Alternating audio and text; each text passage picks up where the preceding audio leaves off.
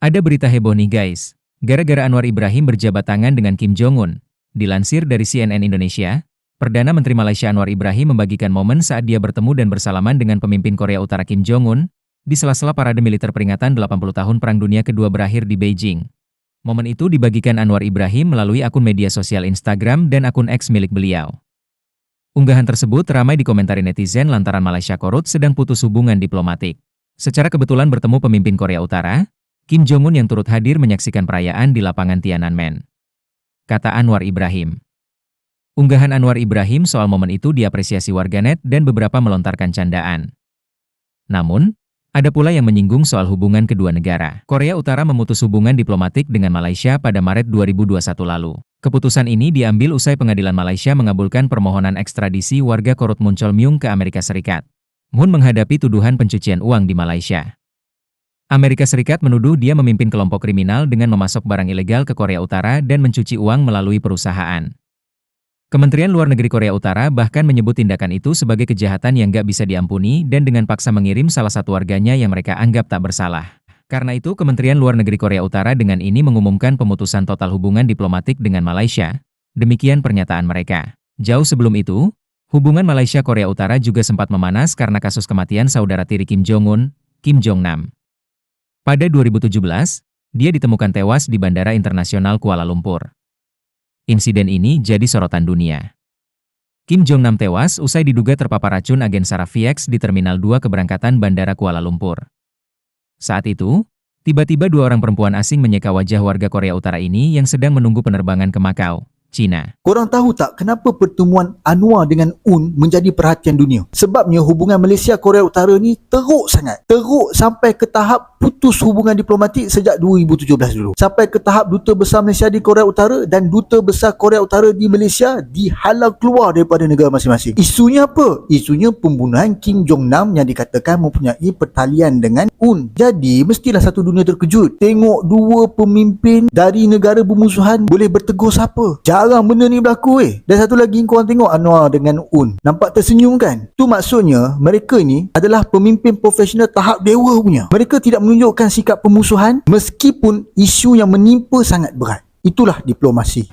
Korea Utara memutuskan hubungan diplomatik dengan Malaysia ia selepas seorang rakyatnya yang menetap di negara ini bakal diekstradisi ke Amerika Syarikat bagi menghadapi pertuduhan pengubahan wang haram. Kementerian Luarnya dalam satu kenyataan rasmi disiarkan agensi berita KCNA berkata, negara itu menyifatkan Malaysia melakukan perkara tidak boleh dimaafkan dan menghantar rakyatnya yang tidak bersalah ke Amerika Syarikat secara paksaan. Susulan situasi semasa, Kementerian Luar Korea Utara memutuskan untuk menghentikan semua hubungan diplomatik dengan Malaysia. Menurut kenyataan itu lagi, pada waktu ini, pihak berkuasa Malaysia bertanggungjawab penuh terhadap semua akibat yang bakal berlaku antara dua negara ini. Kenyataan itu dikeluarkan susulan keputusan Mahkamah Persekutuan 3 Mac lalu menolak rayuan terakhir Mun Chol Myung untuk mencabar perintah ekstradisi ke atasnya. Chol Myung menghadapi 4 pertuduhan pengubahan wang haram serta 2 tuduhan konspirasi untuk membersihkan wang haram. Justru Mahkamah Persekutuan memutuskan perjanjian ekstradisi antara Amerika Syarikat dan Malaysia dipenuhi. 올해 예상치 않게 맞닿은 방역 전선과 자연재해 복구 전선에서 우리 인민군 장병들이 발휘한 애국적이고 영웅적인 헌신은 누구든 감사의 눈물 없이는 대할 수 없는 것들입니다. 조선노동당 중앙위원회를 대표하여 오늘의 10월 명절을 크나큰 평양행을 택하지 않고 스스로들 또 다른 피해 복구 지역으로 발걸음들을 옮긴 애국자들 우리나라 Pemerintah Malaysia menarik seluruh diplomatnya dari Korea Utara setelah ketegangan yang terjadi antara kedua negara. Keputusan Malaysia ini diambil beberapa jam setelah Korea Utara memutuskan hubungan diplomatik dengan Malaysia. Hubungan Malaysia dan Korea Utara memanas setelah Malaysia mengabulkan ekstradisi seorang tersangka kasus pencucian uang asal Korea Utara ke Amerika Serikat. Sementara itu, pemerintah Malaysia menyesalkan keputusan Korea Utara dan menuding Korea Utara sulit diajak bekerja sama. Padahal Malaysia menganggap Korea Utara sebagai negara sahabat sejak awal hubungan diplomatik kedua negara. Korea Utara dan Malaysia menjalin hubungan diplomatik sejak tahun 1973, tetapi mengalami kemunduran hubungan sejak kasus pembunuhan saudara tiri pemimpin Korea Utara Kim Jong-un pada 2017 di Bandara Internasional Kuala Lumpur. Jangan fikir buruk, tidak ada salahnya Perdana Menteri menyapa pemimpin tertinggi Korea Utara Kim Jong-un. Itu pandangan seorang pemerhati yang melihat pertemuan ringkas Datuk Seri Anwar Ibrahim dengan Jong-un di Beijing sebagai isyarat positif kepada usaha memperkukuh hubungan dua hala.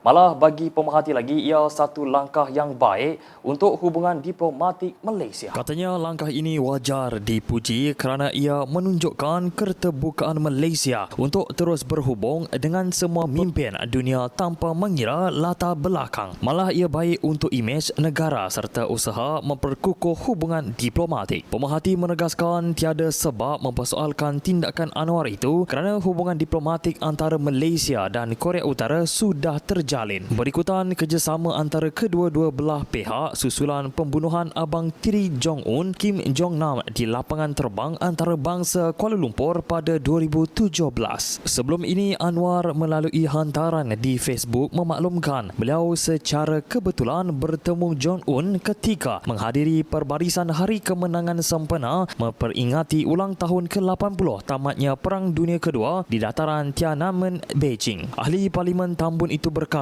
beliau sempat bersalaman dan bertukar sapaan dengan Jong-un yang turut hadir menyaksikan perbarisan itu. Pemerhati berpendapat sikap mesra Anwar dalam majlis seumpama itu memberi mesej bahawa Malaysia kekal komited menjalin hubungan baik dengan semua negara sekaligus mengukuhkan kedudukan di mata dunia.